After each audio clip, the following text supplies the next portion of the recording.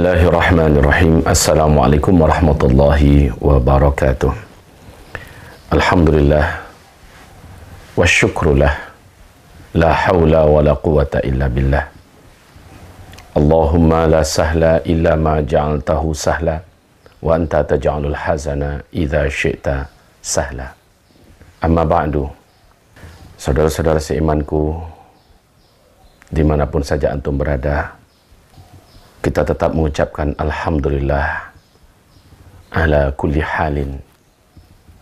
Apapun keadaan kita, kita tetap memuji Allah Subhanahu wa ta'ala. Kemudian salawat dan salam kita untuk Rasulullah Sayyidina Muhammad Rasulullah sallallahu alaihi wasallam. Saudaraku yang kami cintai,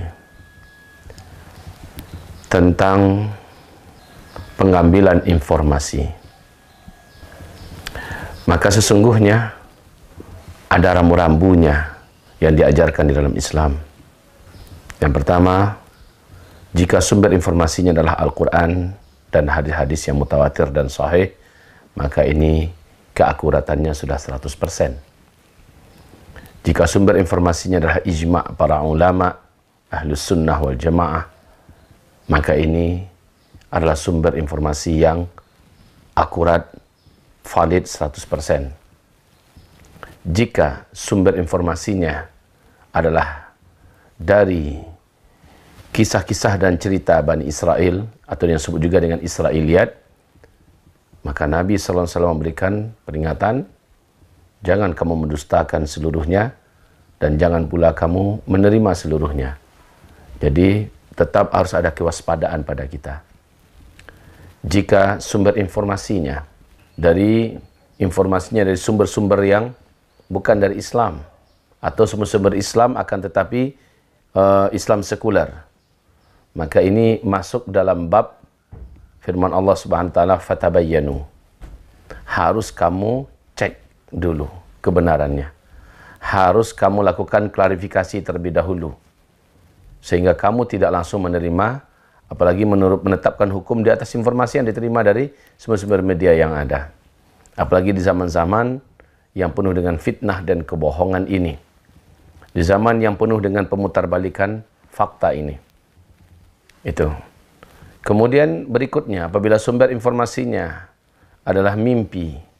Memang benar, Rasulullah SAW mengatakan, mimpinya orang-orang beriman di akhir zaman adalah bahagian daripada kebenaran. Hampir-hampir saja seluruh mimpi orang-orang beriman, ini orang beriman loh ya, orang-orang yang saleh dan taat, di akhir zaman itu jadi kenyataan. Akan tetapi, kalau sembarangan orang mengaku-ngaku bermimpi, maka kita kembalikan kepada Al-Quran dan Sunnah, kembalikan kepada bagaimana menurut ijma' para ulama. Bila mimpi tersebut tidak ada pertentangan dengan apa yang sudah baku dan tetap dalam agama ini, dan mimpi itu bersumber dari orang soleh dan taat, kita boleh untuk menerimanya. Tapi tentu saja mimpi tersebut tidak bisa dibangun di atasnya syariat baru, ajaran tambahan di atas ajaran yang sudah ada. Ini tentu saja perkara yang batil dan sesat. Apabila mimpi itu bersumber dari orang yang tidak jelas, dari orang yang punya akidah yang menyimpang, dari sekte-sekte yang menyimpang, secara 100% kita tolak mentah-mentah. Kemudian berikutnya, apabila informasi bersumber daripada jin, maka kata Rasulullah SAW, karakter asli bangsa jin itu adalah berbohong. Karakter asli bangsa jin itu adalah dusta. Bahkan kata Nabi SAW, sejujur-jujurnya bangsa jin itu adalah sedusta-dustanya bangsa manusia. Wow. Bagaimana kita akan bisa percaya informasi-informasi yang disampaikan oleh mereka? Apalagi bangsa jin ini levelnya level setan. Paling kita tidak bisa percaya. Saudara-saudaraku yang kami muliakan, maka pernah kami menyampaikan bahwa ada informasi yang diberikan oleh sosok manusia yang diruqyah, di mana syaitannya menyampaikan, atau jin yang berbicara dalam tubuh orang itu menyampaikan bahwa mereka adalah jin-jin muslim. Ketika ditanyakan bagaimana dengan virus corona yang ada di Cina, Mereka mengatakan itu adalah benar. Itu adalah sebuah kebocoran yang akhirnya berkembang, menyebar. Lalu kami mengambilnya dan kami memindah-mindahkannya. Ini didapatkan dalam ruqyahnya Syekh Abdul Rauf Halimah. Akan tetapi pertanyaan berikutnya adalah, kenapa kalian melakukan itu? Memindah-mindahkannya dari manusia ke manusia sehingga menimbulkan kematian. Jawaban mereka adalah kami balas dendam. Ditanyakan lagi, kenapa kamu balas dendam? Mereka jawab, bangsa jin yang muslim ini menjawab, karena mereka menyakiti saudara muslim kami yang ada di Uyghur, Xinjiang, Cina sana. Maka kami tidak menemukan cara untuk membalasi rasa sakit ini kecuali dengan menyebarkan apa yang sudah bocor daripada virus novel corona baru tersebut. Kemudian Syekh Abdul Rauf Halimah mendakwahi mereka agar kalian berhenti dan bertobatlah melakukan itu. Dan para jin itu bersumpah dan berjanji untuk tidak akan melakukan kembali. Kemudian diajak berbicara syaitan dari bangsa jin tentunya. Maka mereka mengatakan, ditanya, dari mana kamu mendapatkan virus novel corona baru ini?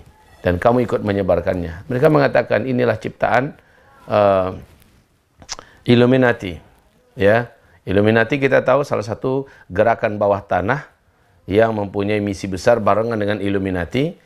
Mereka punya misi terbesar di bumi ini, yaitu The New World Order. Nah, target mereka adalah dalam rangka mengurangi populasi manusia di muka bumi ini. Sebatas itu, saya menyampaikan kepada publik. Tetapi ingat, apa yang tersampaikan kepada publik tersebut, saya lapisi dengan suatu pernyataan bahwa seandainya ini adalah benar, maka kita tidak dianjurkan untuk percaya, sebab sumber informasi dari bangsa jin dan syaitan adalah sumber informasi yang tidak bisa dipegang. Bahkan Rasul mengatakan kecenderungannya kepada dusta.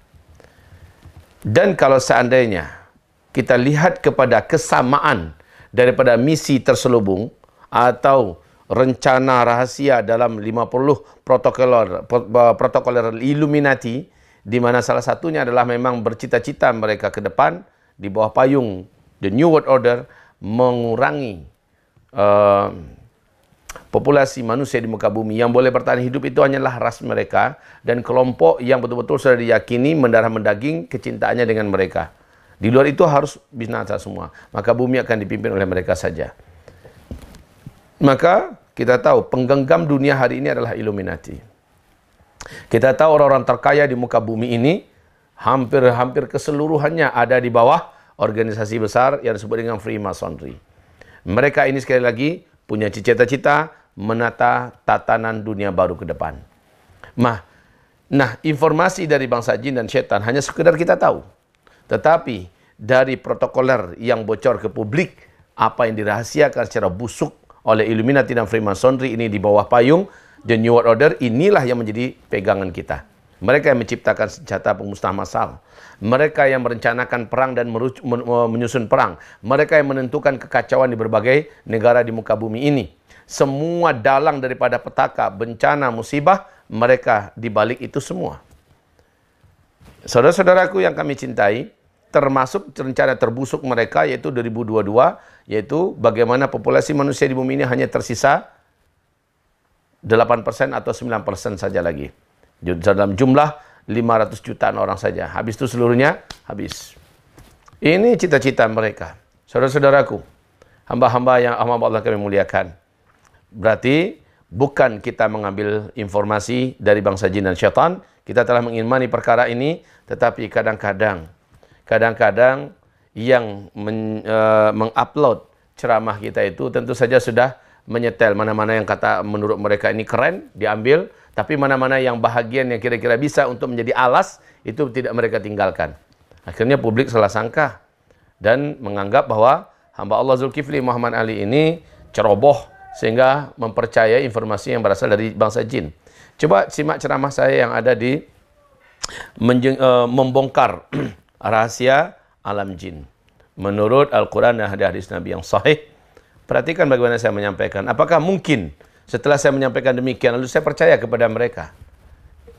Saya berharap kita seluruhnya juga tabayun, tidak langsung serta-merta langsung menyerang dan menyebar. Sama dengan Ustadz Alfian Tanjung, satu potongan ceramahnya itu langsung diambil kemudian diupload tanpa rasa tanggung jawab. Mungkin niat yang mengupload bagus untuk supaya yang lain tahu, tapi jangan dipotong. Karena ternyata ada pondasi-pondasi, alas-alas beliau mengatakan itu. Dan ini penting. Dalam hal ini saya merujuk kepada apa yang difatwakan oleh pendiri mazhab yang pertama dalam Ahlussunnah wal Jamaah, yaitu Abu Hanifah. Ya, Imam Abu Hanifah berkata, aku tidak rela kalian menyampaikan fatwaku tanpa menyertakan dalil-dalilku. Artinya maksudnya di situ apa? Beliau baru mempersilahkan fatwanya disampaikan, tapi fatwa itu keluar dengan dalil yang seperti ini. Demikian juga ketika saya menyampaikan suatu perkara, hendaklah asal muasal saya menyampaikan perkara itu juga dimuat. Jangan dipotong lalu yang perkara itu saja yang disampaikan. Ini berbahaya, saudaraku. Akhirnya orang akan salah sangka, kemudian orang akan menuduh yang tidak-tidak kepada da'inya, kepada ustadznya, kepada ulamanya. Tolong biasakan kepada kawan-kawan yang mengupload ceramah para alim dan ulama-ulama kita, ustaz-ustaz kita, dai-dai kita, habib-habib kita, berfikirlah, merenunglah terlebih dahulu. Ini kira-kira akan menimbulkan efek yang bisa berbahaya nggak bagi dai kita, ustadz kita, ulama kita? Atau kalau memang mau menyebarkan, sebarkan secara utuh, jangan dipotong-potong, agar kesimpulan ceramah yang disebarkan secara utuh ini orang akhirnya bisa mendapatkan perisai-perisai ya, atau pondasi-pondasi kenapa isinya seperti ini. Ternyata pondasinya itu ada, dasar-dasarnya ada. Mudah-mudahan bermanfaat apa yang kami sampaikan, dan sesungguhnya makar musuh-musuh Allah siang dan malam. Bal makrul laili wan nahar. Bahkan makar siang dan malam yang kamu kerjakan dalam rangka untuk menghabisi umat manusia di muka bumi ini dan agar memperbanyak calon-calon penghuni neraka jahanam.